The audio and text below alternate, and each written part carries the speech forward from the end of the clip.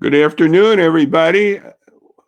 We're taping this a little early, but this is for Friday and the 19th here, the XPian Daily News Report.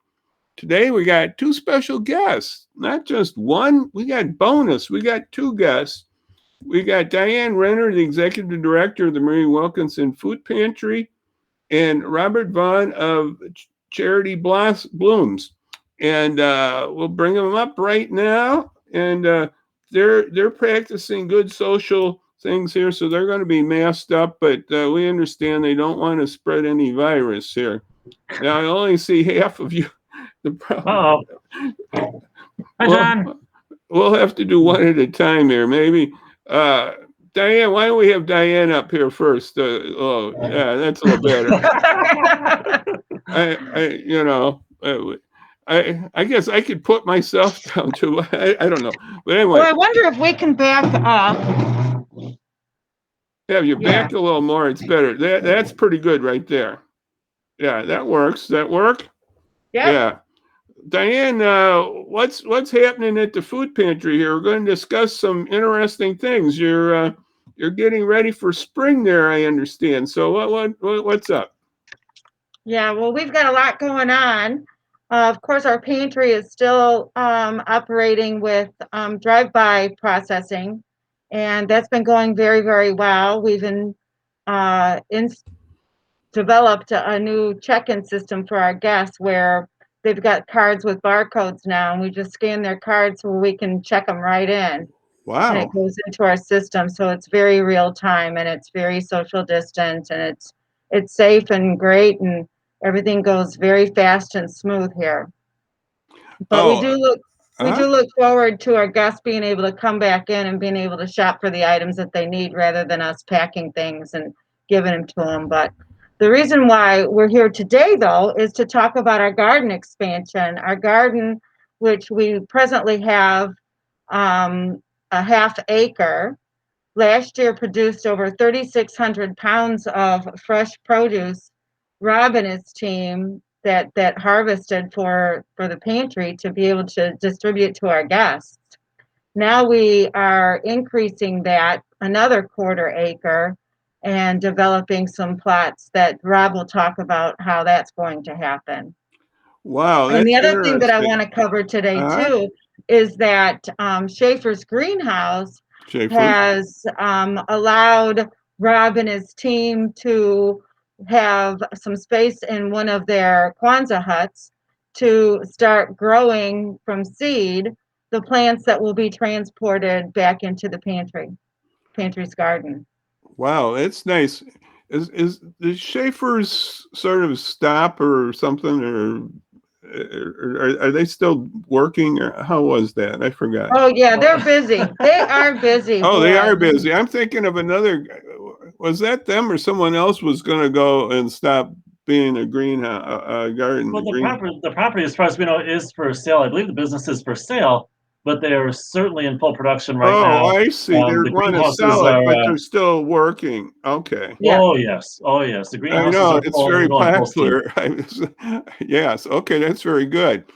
That's very good. I want one quick note here. This cap is related to Robin's husband, who was the coach. Diane's husband, Robin. You got me wrong. You caught me there. Yeah.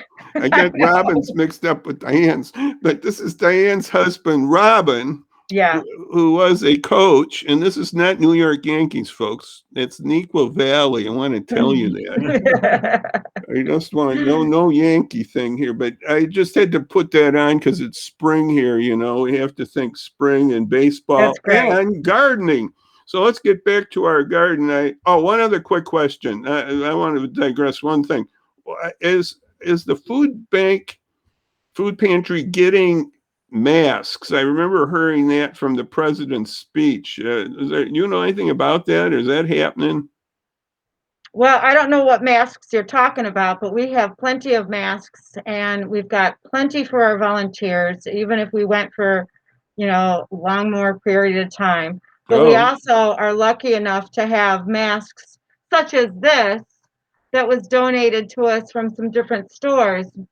primarily TJ Maxx, and we're able to distribute masks to our guests as Oh, well. that's And a well, so it's company already called, done. It's a done yeah, deal. and an organization called the Links, the West chapter, also gave us masks and sanitizer to be able to distribute to all of our guests as well. Nice, nice. So spring is coming. Rob? What's happening here now? You had a good successful last year. Just explain some of the things. I got one or two pictures we can show up later from that garden, but I know you, as Diane just said, what was that tonnage? What was that again, Diane? How much? Almost 3,600 pounds that we harvested 3,600 last pounds? year. Yes, sir. Wow. A lot Yeah, of last year different. was really a challenging year. I mean, with COVID, our volunteer base was like just drastically cut in half. We had a lot of challenges last year, but it was still our biggest year to date. We sort of caught our groove, and it took us a few years to get to know the land and what grows best where, and we tried a few new things. This year, I think we're easily going to double that number. It's going to be a great year. That's nice. And then you just mentioned about Schaefer's having an early growth there too. You're going to have some starters all ready to go there then.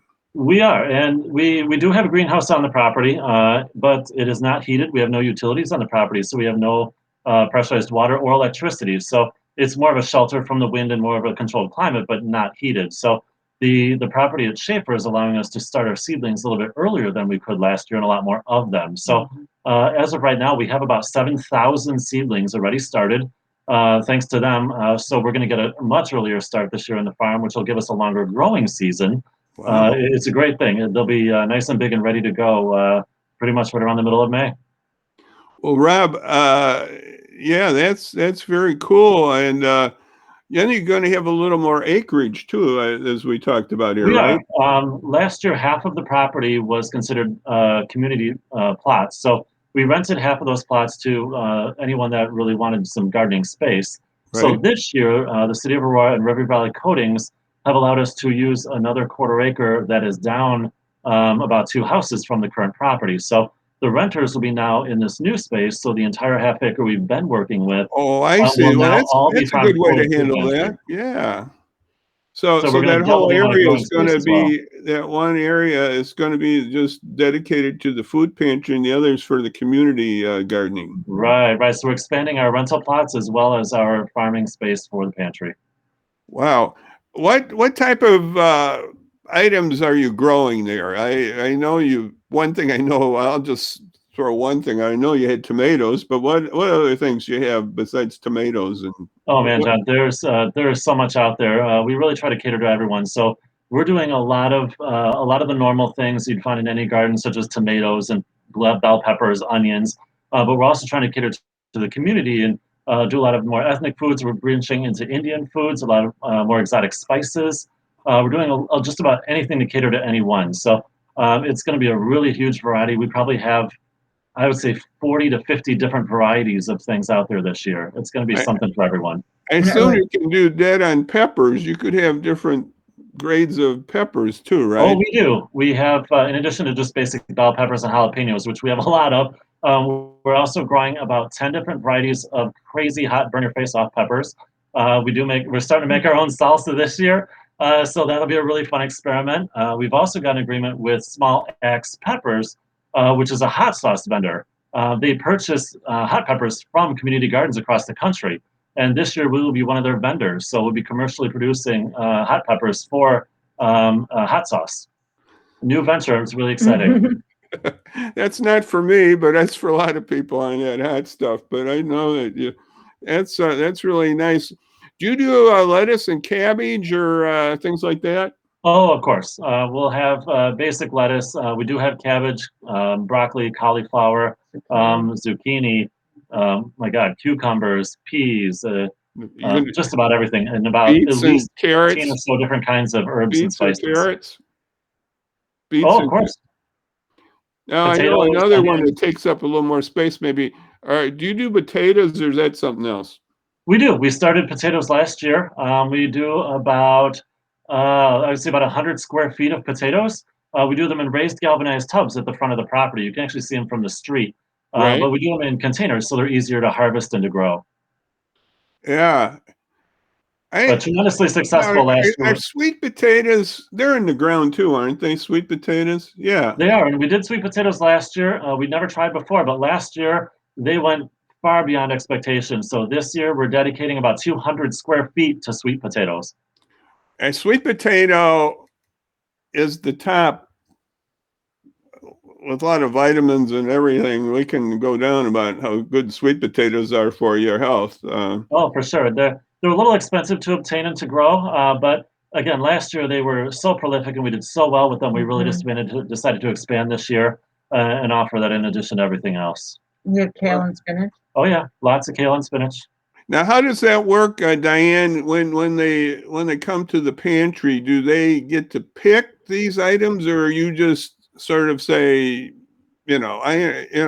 otherwise somebody might just take all your sweet potatoes because we like sweet potatoes.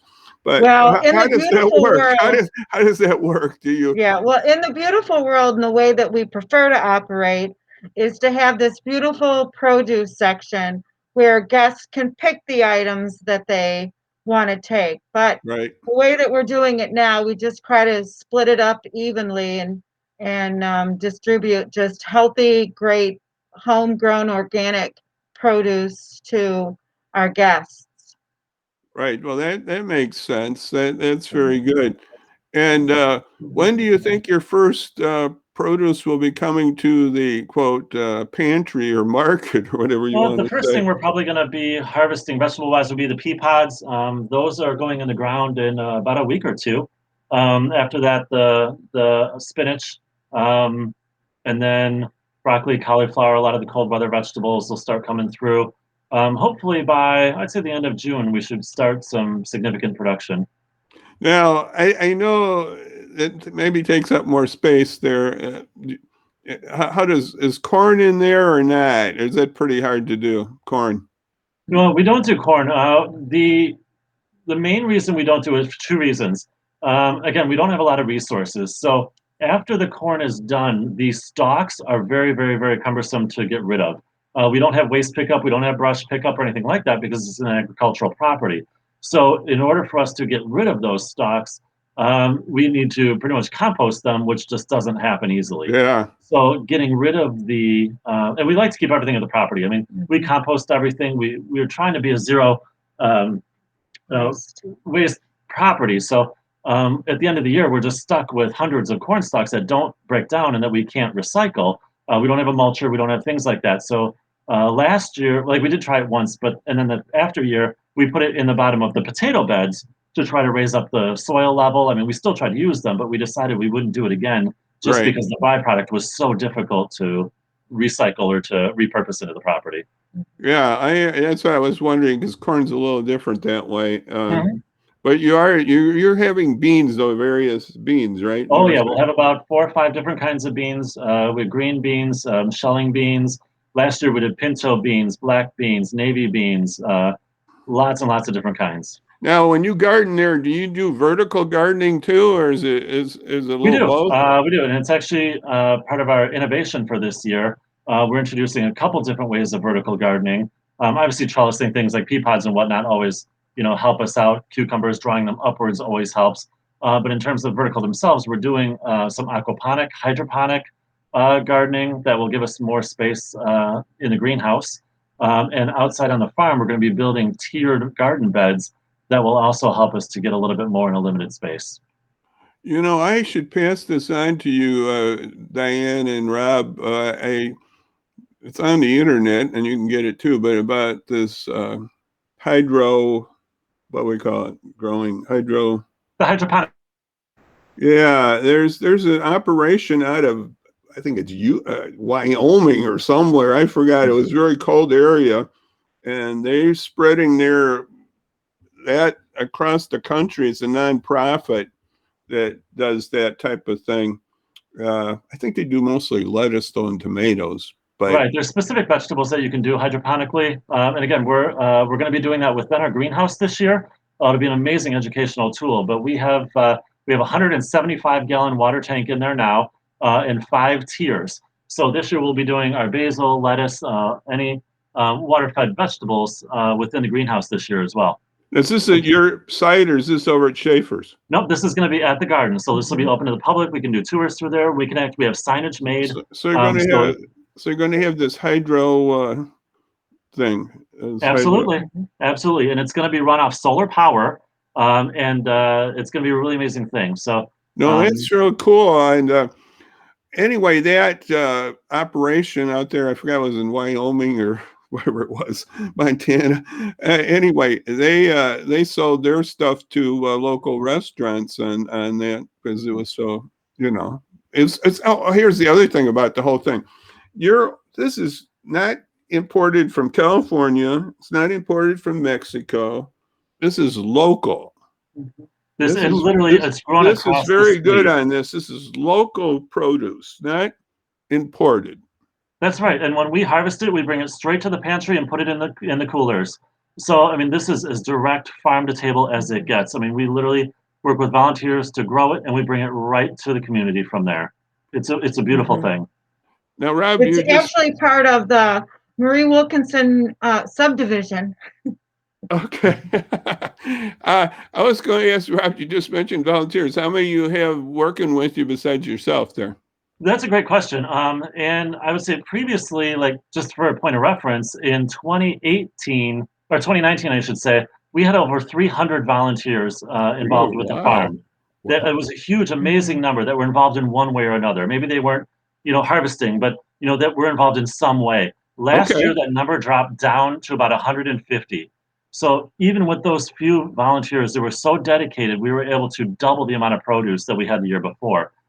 This year, we're already up to 65 volunteers, and it's only March.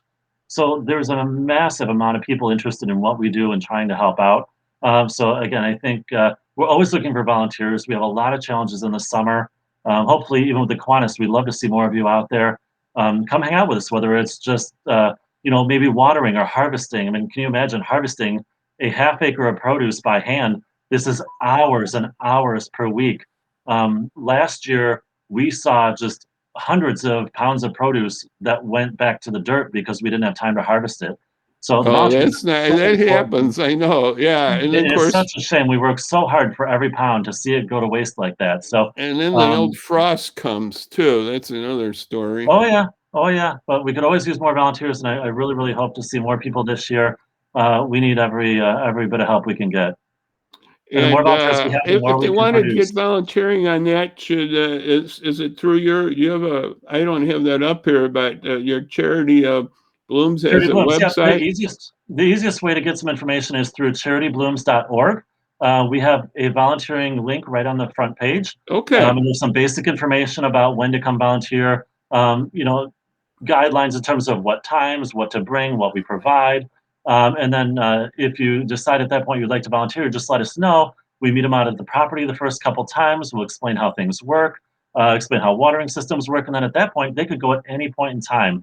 The property is locked. It is a very secure location, but we would give that code away to volunteers so they could go at any time. If they like to go in the morning, if they like to go in the afternoon, we don't necessarily need to be there. We just guide you along the first couple times, maybe pair you up with somebody to learn how we do things. After that, you're welcome to go at any point in time. So this is really, really open to the community and however they want to help. You just mentioned something that just hit me. It's open also to our natural environment too. The birds, the raccoons, the possums, or whatever. The garden is open, or whatever comes our way. Yep, that's true. Yes. Sometimes they might be providing fertilizer too, right? Well, that's one of the reasons we have the chickens and the rabbits. We reuse everything. That makes a great fertilizer, let me tell you. And we do compost, if I said before, at the property. So we always ask volunteers to bring back, kitchen scraps, things like that. We'll turn it back into dirt. We always need fertilizer and good dirt out there. Now, I want to ask a couple other things. You're doing like fruits like melons and strawberries, or that's a great question. Huh? We do small fruit currently. So we have a strawberry bed. We're doing raspberries and blueberries. Melons we haven't had great luck with yet, but again, as we improve the land and add more fertilizer, we'll get there. And I should add, as part of the expansion on the rental plots, we're actually putting in an orchard this year. So we're currently asking for donations to sponsor fruit trees for the property. We're looking Okay. to purchase about 30 fruit trees. We're looking for apples, pears, peaches, and we'd like to grow those fruit trees and donate all that to the pantry as well. It is something that I'd say we're lacking at this point, but to be able to provide fresh apples in the summer would be amazing. So any support with that would help. We have the property now. We're just looking for the resources to purchase the trees to grow that orchard. Now, is the property? I know it's got a few trees. Is it pretty good for? I guess we want more sunshine. I just assume that. On most of all of our items here. So has the property been pretty good for that? It has, and we plant around the property. I mean, there are a lot of vegetables that like part shade. There's a lot of things we grow, such as we're talking about fruit. Rhubarb doesn't like full sun, so we plant the rhubarb where the trees may shade part of the day. That's part of the learning curve we've been going through for the past couple of years, trying to figure out what does well where. So, Okay. that afternoon sun, sometimes we want that to be blocked. Some things like hot peppers don't like that. So we've shifted a lot of things around and we've changed the placement on things. But again, another reason why I think our production is going to be so significant this year because we've grown from that, pun intended, and we've figured out what's doing better where. So we'll keep adapting and we'll keep figuring out what works best. Yeah, my rhubarb went to. Well, we won't talk where my rhubarb went. It's We gone. did so well with it the past couple of years. We added a lot more space. We're going to have 200 square feet of rhubarb this year. Let me tell you, everybody's going to get some that wants some this year. Good. They get that rhubarb pie or whatever. That's right. It was a high demand item, so we planted more. My rhubarb bit the dust when a neighbor did some herbicide near it. They go, So come on by, yikes. we'll get you some more. Yeah, and there's also plans to have a produce market in the pantry later in the season. Oh, back to the herbicides. Do you use how do you do that? Do you do? We don't use any chemicals on the property. That's what I was going to. Yeah. So it's We organic. don't So in use other words, chemical we can fertilizers, say we don't this is use artificial organic. anything. This is organic, then, right? I'm not going to say that. Unfortunately, organic has a lot of red tape I know wrapped there's a around that word. definition. You know what that is. I don't know, but yeah. That is a very, very scary word to us, and we would never suggest that. There were 5 houses originally on the property that we call the farm. And because of what's in that soil, we will never I be considered understand. Oh, organic. that part. Okay, we won't And talk. a lot of our products are Okay. We won't go down that route. I won't. sure. The best I'll tell you is we don't use chemicals and we don't use No, that's anything good. that you don't want in your food. Right. Well, you're doing your best there. All that. I'm just. Diane, I'll get you a question here. Are we going to have some outdoor gatherings there in the garden? I know you've done some in the past years, right? You always have some type of events there. I know we had the Kiwanis there a year ago. And so what, you're going to do more of those type things too? It's very interesting that you asked that, John, because just at our garden meeting the other day, we were talking about how we want to start promoting that the garden is available for anybody to rent, for their smaller gatherings. We have 2 long picnic tables that seat about 35 people. We have a kitchen in the back area where, it could be open to being able to grill and use the counter space. And we've got benches along the kitchen walls and also other tables scattered throughout the garden where a total of about 50 people could be accommodated. And we would like that to be used more this year. And we didn't really promote it last year. It was great that we had the Kiwanis lunch there last fall, and we'd like to do more of that for the community and for the organizations and Boy Scouts and Girl Scouts and Bible studies and, social and civic clubs and stuff. And if anybody just wants to have a garden party with appetizers or something, we would love to be able to accommodate that for people. Yeah, it is a very nice setting there. I'll say that. And Yes. And then you have these. We said roosters and rabbits. We do. We have one Not of, if not the only legal permits who own chickens in the city of Aurora. Oh, you have to have a permit to have chicken. You should be up in Batavia. They don't really care. I don't think Batavia. No, Well, again, we play by the rules, and I we wanted know, to make it's sure that fine. everybody was okay with it. It took me about 3 months to get that permit, but the city's been very, understand. very, very, Accommodating. very accommodating, very helpful. Yeah, we have a great little family out there. They are relatively free range, so they're outside all day long. And all the eggs are donated to the food pantry. Good. We use them as an educational tool. So we I think underestimated the power of the coop in the very Mhm. beginning. Now we have like bench seating set up where we can hold classes. We can teach children about chickens, why we have them, how they're beneficial to the dirt, how they're beneficial to the community. It's really, really an amazing program. And Yeah, we have neighbors that live right next door to the garden that have become our chicken masters, and they take care of the chickens every day. okay, good.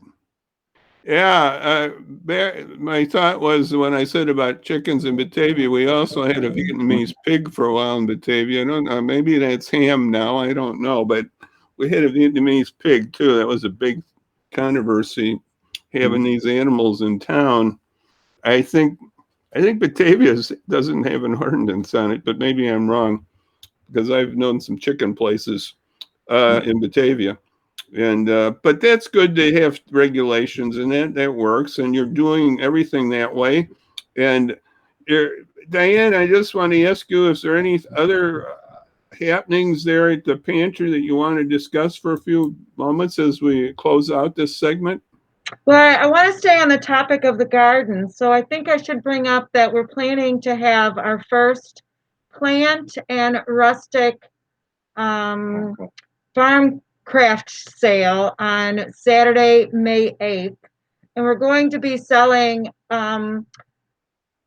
seedling, well, they're not seedlings anymore by that time, that people can buy. And Rob's been growing stuff in his basement all winter long. He's got violets and succulents and vegetables, and the beginnings of somebody to be able to come and buy homegrown, from seed items for their gardens. And not only that, we had a fence that was replaced with a new fence, and all the fence pickets were repurposed. Rob worked really hard with his team developing little We have a lot of pots, candle pots, holders, decorative things. But yeah, we're going to use the wine sale to. racks. We'll sell off the extra seedlings that we have from this year. Obviously, we always plant extra, so we'd like them to go back into the community. So we'll sell those off, and then again, the little crafts that we've made with the work of our volunteers. Yep, all and repurposed. all that money will just go right back into the garden program. So it goes right back into the community. So what date was that going to be now? Is it That's Saturday? Saturday, May 8th from 9 to 12. May 8th. Well, The we'll day keep before that in Mother's mind. Day. You'll send more information up to me too on that. We'll Sure. really be pushing that. So Well, yeah, John, as a matter of fact, maybe you can have us back on your show. yeah, we like can a do week that. We before. can do that. We love to do that. Yeah. I'll take guests any day here. Yeah, we'll do another one here. And so I thank you for being with me this afternoon. And hopefully we'll have something on Monday. We always keep working on these things. They're a work in progress. So Monday at 5, we'll be back. So I just want to again thank Diane and Rob for stopping by and visiting with us. And you can see down at the bottom of the screen, that's a little about the COVID. So to get your testing with the VNA, got the number. That's the call for the testing. And the other thing there is to line up for your vaccinations there with the VNA Health. And that's what we have there at the bottom of the screen there. So I just, again, want to thank you guys for coming by and visiting here this afternoon. And it was just a pleasure to learn more about gardening, Yeah, Thanks, John. I'll thank let you you. guys do my gardening because my trees, I got so much trees and everything. It's just not Well, come probably on my by. We need the help. raccoon. Yeah. Probably my raccoon would come too, my raccoons in my backyard. And Thank you very much for allowing us the opportunity to talk about our innovative ways of helping our community. And I see the scrolling at the bottom about the VNA vaccine, and we are lucky enough to have them come to our pantry on Wednesday, March 31st, to administer shots to our volunteers oh, for nice. both the pantry and the garden, and not just our West Pantry, but our East Pantry as well. And we are wanting to make sure that all of our volunteers get the vaccine, and we really appreciate the VNA for, you know, scheduling that with us at our pantry. Yeah, the VNA is doing a nice job. Yeah. Their our site right now, the president, Linnea Wendell told me was doing about 350 a day. But Mhm. the beauty of that is, and the same with you, that it's sort of lined up. You don't have to, you know, hit and miss and get in line. Right. And I think it was really beautiful, and the website's good. And they're supposed to have another big one in Batavia. I'm waiting on more of the information on that one. It was in the paper, but I still haven't seen good information yet on how to sign up there totally. But I thank Diane and Rob for coming by. This is exciting. It means spring's coming. It means baseball's coming. It means and get your shot. Get your shot. And then as COVID's going away, get your shot. I'm going to push that, and you're doing that, Diane. And then your Yeah, team we're here. already signed up. Yes, already. I got one next week, and I'll be done. I'll be Good. double. I'll have my doubles in 2 weeks, and then I can sort of lounge out more a little. Not without a mask and all that, but I can feel a little more comfortable about the whole thing. And Thank you, we got to Tom. get It's always everybody a at the pleasure shot. talking with you. Huh? Thank you. It's always a pleasure. Yeah, we've had fun here today. So remember the pantry, the Marie Wilkinson Food Pantry. Again, thanks to Diane and Rob for coming by. And so we're just going to say right now, God bless you out there, and hopefully see you on Monday. And bye-bye, everybody. Bye-bye. Bye-bye.